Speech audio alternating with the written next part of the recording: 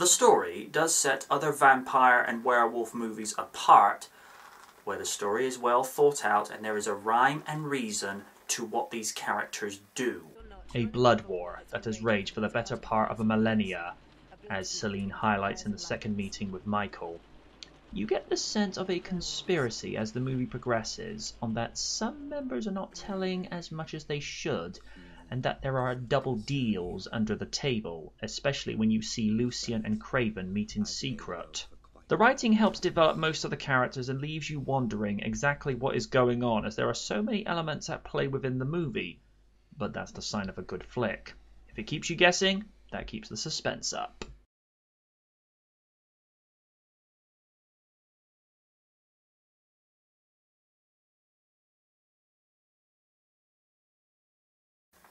Kate really embraces this role as one of the 21st century's more powerful female roles. As I've said before, when an actor actually enjoys their performance, they take it more seriously and it actually enhances their performance. What I love about Beckinsale's role is that Celine is a no-nonsense, tell-it-like-it-is warrior that is only in search of the truth of the events surrounding Michael, herself, and what her father figure, Victor, has to do with everything. You have major sympathy for Celine, as she has Craven trying to make her a socialite when she would rather be out with the death dealers protecting her species, and then questioning everything she knows when she learns there is something at play involving Craven and Lucien. And finding out that Victor is not who she thought he was is a major selling point in her questioning all she knows about the Covenant, Michael, Victor, and herself.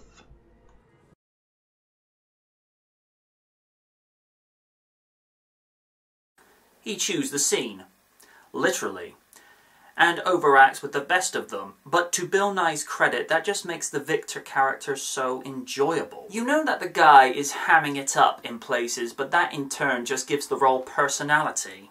You do get that sense of fatherly warmth radiating from Victor when he and Celine are reunited, supposedly centuries after Victor went into his deep sleep, as Celine is literally the spitting image of his daughter Sonia, whom he lost centuries ago.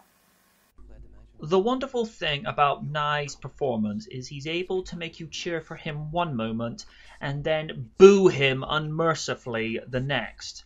And the moment you see the heel turn from him, when it's realized that he actually sacrificed his own daughter so as not to bring a union of the two species of vampire and lichen, at that point you're like, yeah, you're a douche. Despite the heinous, villainous change he goes through, or in this case, hiding, is a great performance and sorely underrated.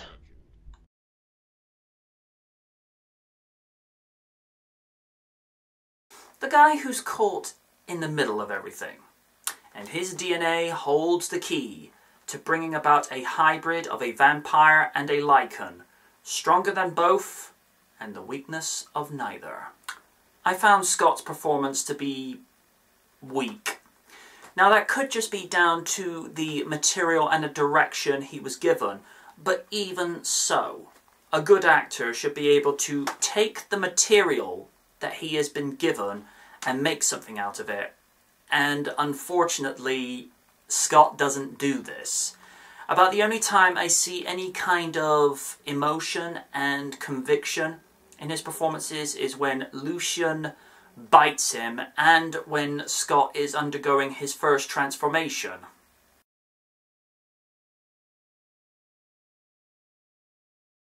Why is any role I have seen Michael Sheen in since this flick, he just plays these very camp roles?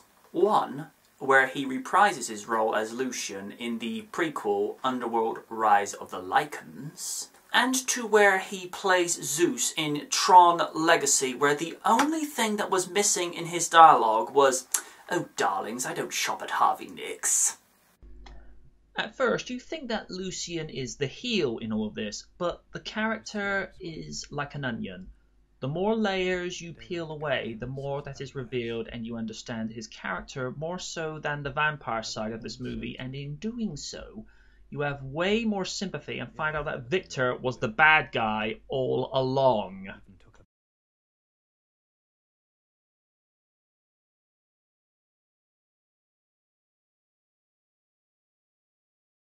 Craven had his head so far up his own rear he could probably tell you what he had for breakfast. Shane did a good job of making Craven this arrogant, stuck-up, aristocratic vampire that was more interested in making Selene his queen. See what I did there? Rather than partaking in being a warrior, as opposed to enjoying the more simple pleasures of immortality.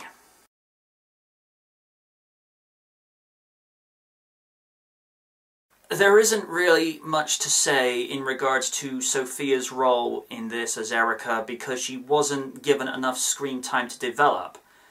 And with the caliber of an actress that Sophia is really a shame, as she really could have had her role expanded so much in this.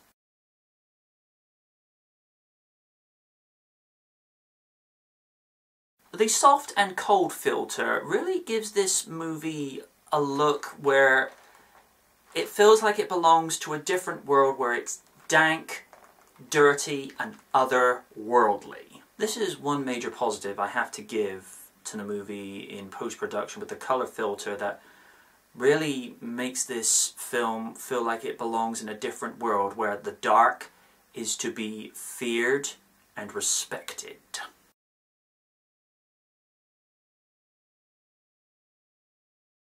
Director Len Wiseman really wanted to make good use of prosthetics, which had come a long way even with the main staple of CG in Hollywood these days. I am pleased that they used practical effects for the Lycans, so at least that the actors can react to a scene more naturally as opposed to using their imagination with CG.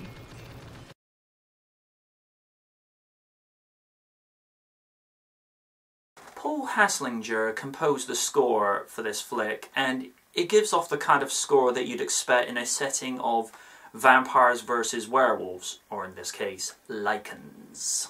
It has very tense and suspenseful themes when battle takes place, to eerie, suspenseful and chilling themes when no one is sure what is around the next corner and it makes the hairs on the back of your neck stand up. And that is the sign of a good composer.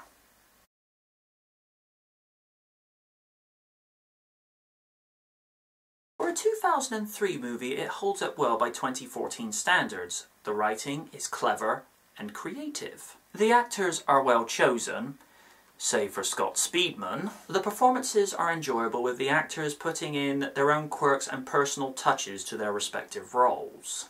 It's very rare for a horror genre movie to have a plot that has layers where the audience and the characters are questioning what is afoot. And uncovering the details of the story is able to shock and surprise everyone. The special effects and prosthetics are really well crafted, and it's easier for the actor's performance to react to what is actually there as opposed to using the art of imagination and react to supposed dancing rabbits doing the can-can. Although, that said description would probably leave more dumbfounded expressions as opposed to tense reactions. It's not as gory as you would think for a movie setting of vampires versus werewolves, but that is something that would come up later in the sequels. But for this, I was glad that the graphic content was kept to a bare minimum and only used where it would get the most effect. It has a great rewatch value, and for those that enjoy a good scare now and again. Underworld scores a very healthy,